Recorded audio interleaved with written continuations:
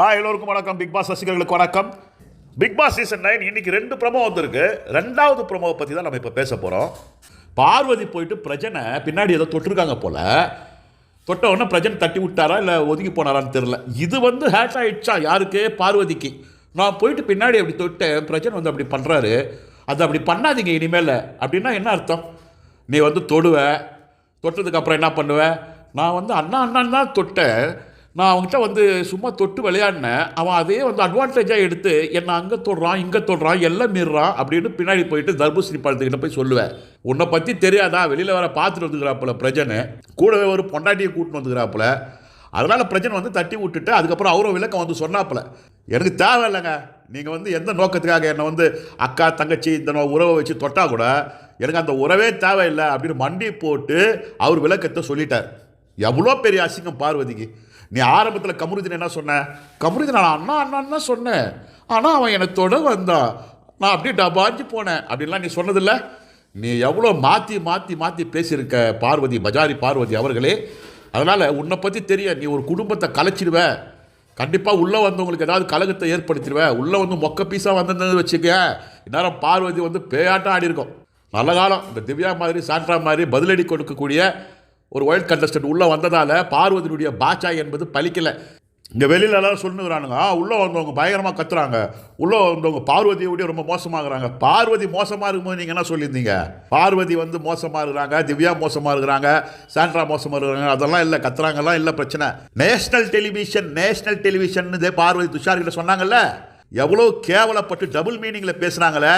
பார்வதியை சப்போர்ட் பண்ணுறவங்க ஏற்றுக்கிறீங்களா? அதை ஒரு இடம் ரெண்டு இடம் இல்லை, ஒருத்தன் மேலே அவதூறு பரப்பி அவனுடைய வாழ்க்கையை கெடுக்க பார்த்தாங்களே, கூட இருந்தவனுடைய வாழ்க்கையை கெடுக்க பார்த்தாங்களே, அதை ஏற்றுக்கிறீங்களா? இந்த மாதிரியான கேரக்டருக்கு தான் பார்வதியை வெளியில் பல பேருமே விமர்சனம் பண்ணிட்டு இருக்காங்க. மற்றபடி கத்துறதோ சண்டை போடுறதோ பிக் பாஸில் புதுசு கிடையாது. இப்போ பிரஜனை அதுதான் பயந்தார். பிரஜனுக்கு நம்ம சப்போர்ட்லாம் பண்ணல, பிரஜனுடைய தரப்பில் நியாயம் இருக்குது. நீ தொடுவ, நீ அண்ணான்னு சொல்லி விளையாடுவ, அதுக்கப்புறம் பின்னாடி போயிட்டு வேற மாதிரி ப்ரொஜெக்ட் பண்ணுவ. குடும்பத்தில் குண்டு வைக்கிறதுக்காக பார்வதி பண்ணக்கூடிய இந்த வேலைகளை ஆரம்பத்திலே கிள்ளி எறியணுன்றதுக்காகத்தான் பிரஜனை இந்த வேலையை செய்திருக்காரு அப்படின்றத நான் பார்க்குறேன். இந்த மாதிரி பெண்கள் கிட்ட பிக் பாஸ் வீட்டுக்குள்ளே மட்டும் இல்லை, வெளியில் கூட கவனமாக இருக்கணும்.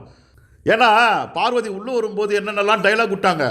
நான் ஒரு பகுத்தறிவு பெண்ணு, நான் சுதந்திரத்தை விரும்புகிறவ, எனக்கு இந்த அம்பேத்கர் வழி, இந்த ஒரு பெரியார் வழி, இது தேவையில்லாத உன்னுடைய தனிப்பட்ட சுதந்திரம் என்கிற பேரில் உரிமை மீறக்கூடிய பல விஷயங்களுக்கு தலைவர்கள் பேர்லாம் ஏன் முன்ன வைக்கிற? அதெல்லாம் நீ சொல்லிட்டு அதுக்கப்புறம் உள்ளன்னா அப்படி நியாயமாக நடந்துட்ட. நீ சாதியவாதத்தை பேசின, பெண் உரிமைன்னு பேசிட்டு பெண்களுக்கு எதிராகவே நடந்துக்கிட்ட, சுதந்திரன்ற பேரில் அரகுர ட்ரெஸ் போட்டு சுற்றிட்டு இருந்த, உரிமைன்ற பேரில் அசிங்கமாக ஆபாசமாக பேசின. அதனால தான் பார்வதி நம்ம விமர்சனம் பண்ணுறோம், மற்றபடி சண்டை போடுறது கத்துறது பிரச்சனையே இல்லை.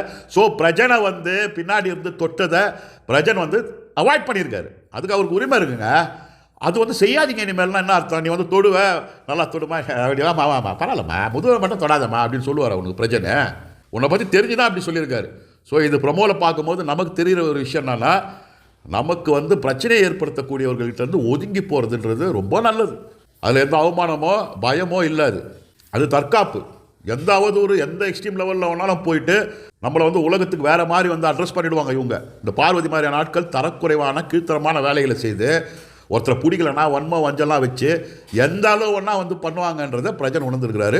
ஸோ அதனால தான் வேணாமா, நீ அது என்னை எங்கேயும் தொடவும் தேவையில்லை, நீ என்கிட்ட வரவும் தேவையில்லை, எனக்கு உன்னுடைய அக்கா தங்கை உறவே எனக்கு தேவையில்லை, எனக்கு யாரும் தேவையில்லைன்றதை எக்ஸ்பிளைன் பண்ணியிருக்காரு. இதை தான் ரெண்டாவது ப்ரோமோவில் நம்ம பார்க்கும்போது உணர முடிஞ்சது. பார்வதி கண்டிப்பாகவே சண்டை போடுறாங்க கத்துறாங்கன்றது பிரச்சனை இல்லை.